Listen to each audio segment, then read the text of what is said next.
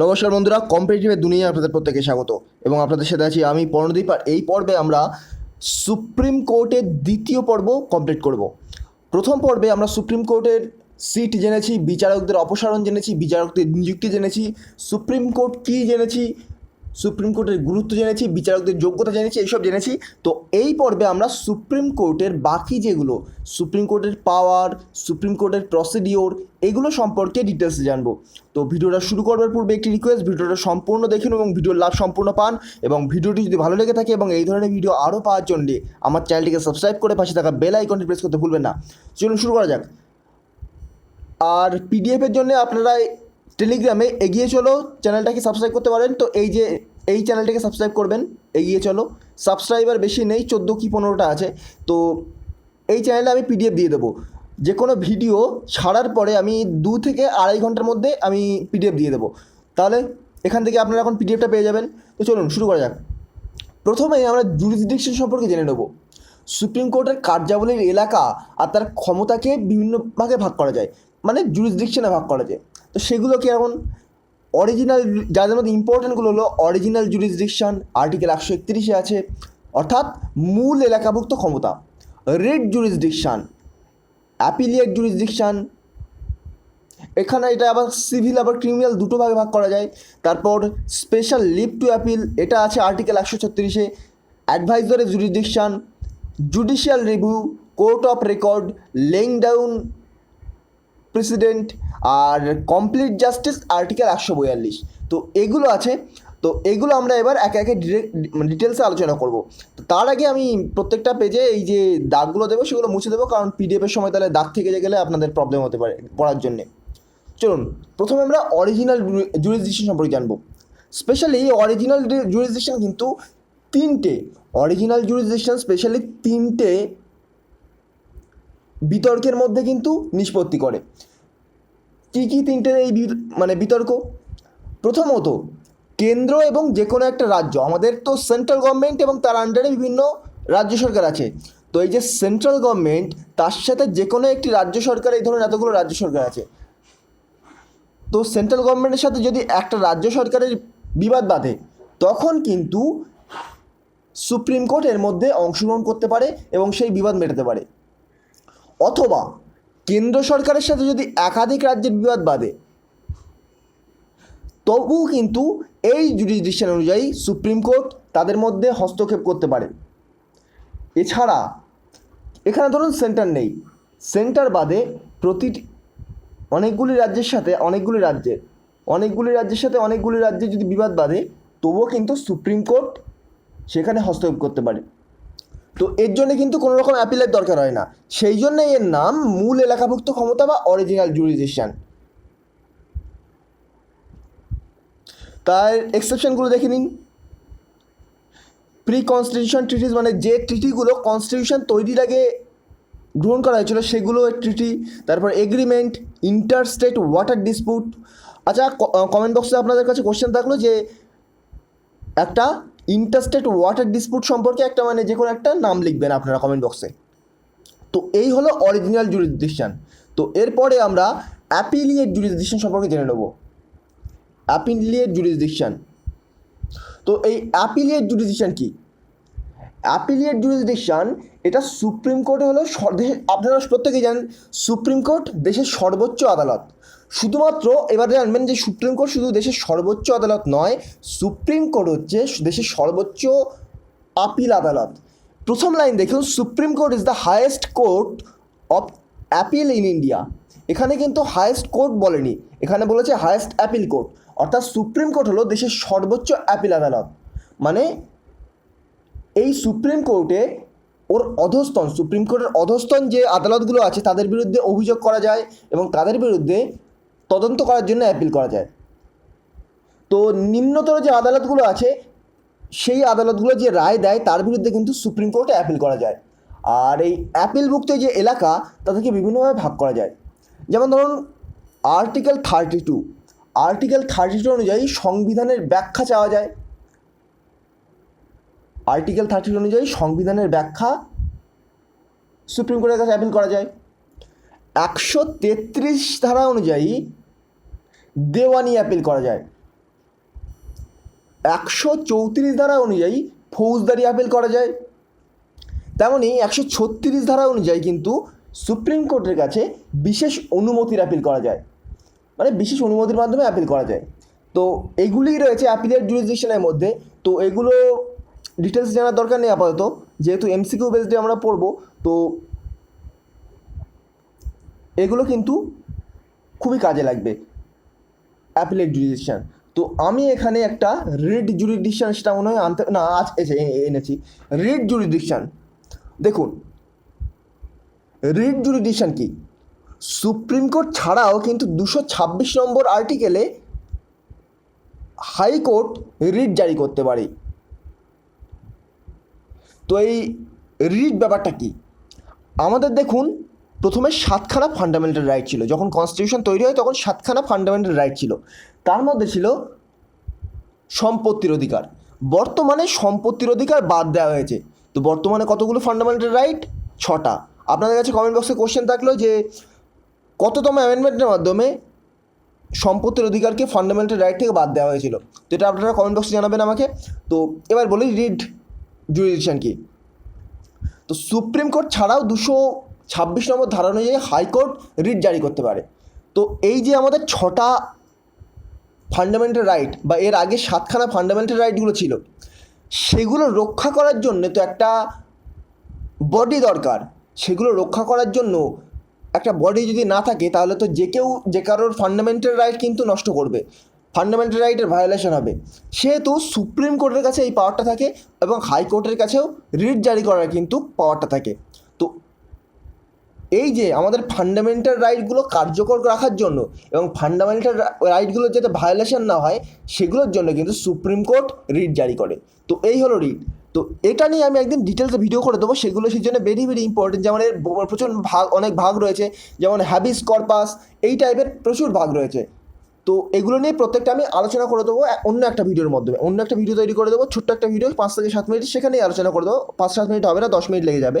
তো সেই ভিডিওর মাধ্যমে আমরা আলোচনা করে দেবো এই যে রিট সম্পর্কে। তা আপাতত এইটুকুই জেনে রাখুন যে সুপ্রিম কোর্ট ছাড়াও 226 নম্বর ধারা অনুযায়ী হাইকোর্ট রিট জারি করতে পারে এবং রিটের একমাত্র কাজ হলো ফান্ডামেন্টাল রাইটের ভায়োলেশন হওয়া থেকে রক্ষা করা এবং ফান্ডামেন্টাল রাইটগুলো কার্যকর করা। আর আর্টিকেল 32 কিন্তু কনস্টিটিউশন রিমেডির জন্য বিখ্যাত। তো এরপরে আমরা অ্যাডভাইজারি জুরিসডিকশন সম্পর্কে জানবো। অ্যাডভাইজারি জুরিসডিকশন সম্পর্কে তেমন কোনো ডিটেলসে জানার দরকার নেই। যেমন ধরুন 143 নম্বর ধারায় কিন্তু এই অ্যাডভাইজারি জুরিসডিকশন সম্পর্কে দেওয়া রয়েছে। তো এই 143 নম্বর ধারা অনুযায়ী রাষ্ট্রপতি কিন্তু সুপ্রিম কোর্টের কাছে মতামত চাইতে পারে। রাষ্ট্রপতি কিন্তু সুপ্রিম কোর্টের কাছে মতামত চাইতে পারে যে এই যে অ্যাডভাইস দেবে সুপ্রিম কোর্ট, এটাই কিন্তু অ্যাডভাইজারি জুরিসডিকশন। তো এরপরে আমরা রিভাইজারি জুরিসডিকশন সম্পর্কে জেনে নেব। এটা কিন্তু আর্টিকেল 137-এ রয়েছে। রিভাইজারি জুরিসডিকশন আর্টিকেল 137-এ রয়েছে।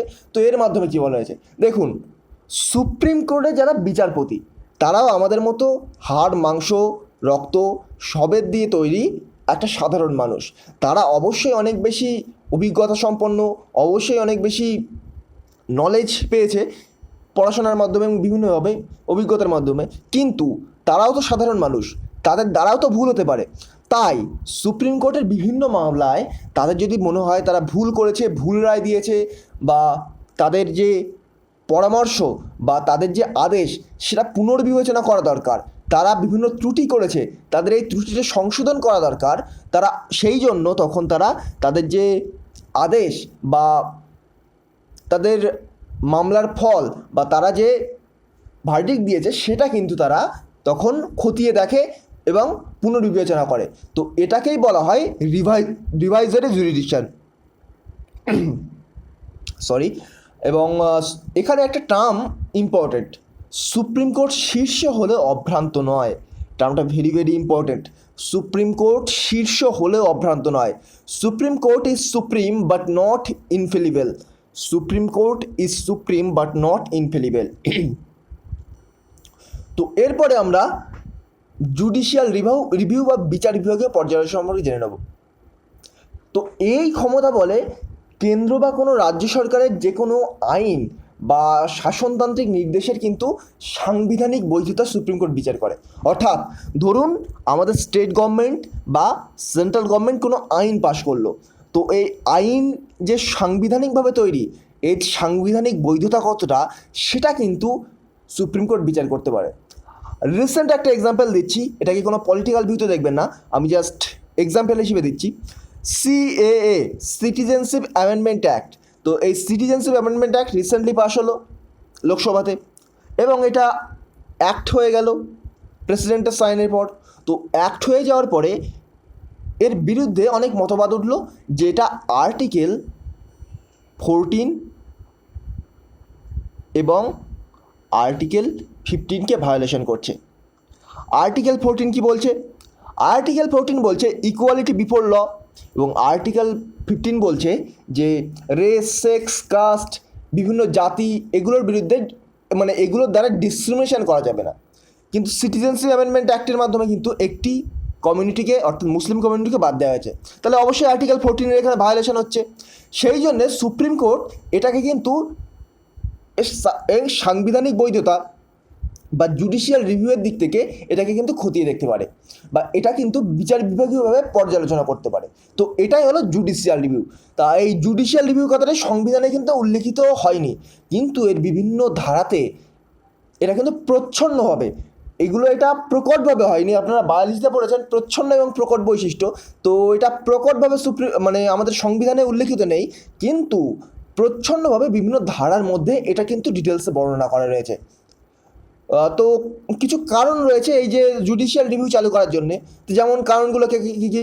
যেমন ধরুন সংবিধানের একক গুরুত্ব বজায় রাখার জন্য, কারণ সংবিধানই প্রধান, আমাদের কনস্টিটিউশনই প্রধান, তার আন্ডারে সব কিছু, কনস্টিটিউশনের ওপরে কিছু নয়। তারপর যুক্তরাষ্ট্রীয় কাঠামো বজায় রাখার জন্য, নাগরিকদের মৌলিক অধিকার রক্ষার জন্য। আর্টিকেল 14 বলছে ইকুয়ালিটি বিফোর ল, যে কোনো আইনের আগে ইকুয়ালিটি। তো এই ইকুয়ালিটিকে রক্ষা করার জন্য, আর আর্টিকেল 14, আর্টিকেল 15 এটা কিন্তু ফান্ডামেন্টাল রাইটের মধ্যে পড়ে। ফান্ডামেন্টাল রাইট কত থেকে কত? আর্টিকেল 12 থেকে আর্টিকেল 35। তো এই নাগরিকদের মৌলিক অধিকার রক্ষার জন্য কিন্তু জুডিশিয়াল রিভিউয়ের কিন্তু একান্ত দরকার হয়ে পড়ে। তো বিভিন্ন কেস হয়েছিল, যেমন জুডিশিয়াল রিভিউয়ের এছাড়াও বহু কেস রয়েছে যেখানে জুডিশিয়াল রিভিউ ব্যবহার করা আছে।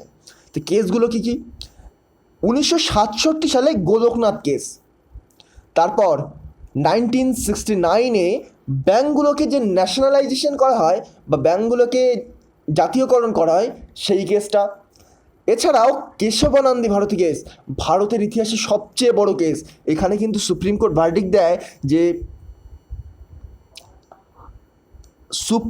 যে কোনো আইন তৈরি করা যাবে, যে কোনো কনস্টিটিউশনকে অ্যামেন্ড করা যাবে, যে কোনো ধারাকে অ্যামেন্ড করা যাবে, কিন্তু আপনাকে কনস্টিটিউশনের বেসিক স্ট্রাকচার অপরিবর্তিত রাখতে হবে। 1973 সালে কেশবানন্দ ভারতী ভার্সেস কেরল গভর্নমেন্টের যে কেস হয়, এখানে কিন্তু বলা হয় যে আপনি কনস্টিটিউশনের যে কোনো ধারাকে অ্যামেন্ড করতে পারবেন, সংশোধন করতে পারবেন, কিন্তু কনস্টিটিউশনের বেসিক স্ট্রাকচারকে আপনি কিন্তু পরিবর্তন করতে পারবেন না। কিন্তু বেসিক স্ট্রাকচার সম্পর্কে কিন্তু সুপ্রিম কোর্ট কোনো ডিটেলসে কোনো ব্যাখ্যা দেয়নি যে এইগুলো এর বেসিক স্ট্রাকচার, এগুলোকে ভায়োলেশন করা যাবে না। কিন্তু যখনই কোনো রকম প্রবলেম হয়েছে তখনই কিন্তু সুপ্রিম কোর্ট তার বেসিক স্ট্রাকচারের একটা লিস্ট করে দিয়েছে। মানে আমরা এখন বর্তমানে কিছু ধারণা পেতে পারি যে বেসিক স্ট্রাকচারগুলো কেমন। এটা অনেকটা আনরিটেন কনস্টিটিউশনের মতো। দেখুন, আনরিটেন কনস্টিটিউশন মানে কোনো কনস্টিটিউশন লেখা হয়নি এমনটা কিন্তু নয়। আনরিটেন কনস্টিটিউশন মানেও সেটা লেখা হয়েছে, কিন্তু আনরিটেন কনস্টিটিউশন, আমাদের কনস্টিটিউশন কি? Written constitution.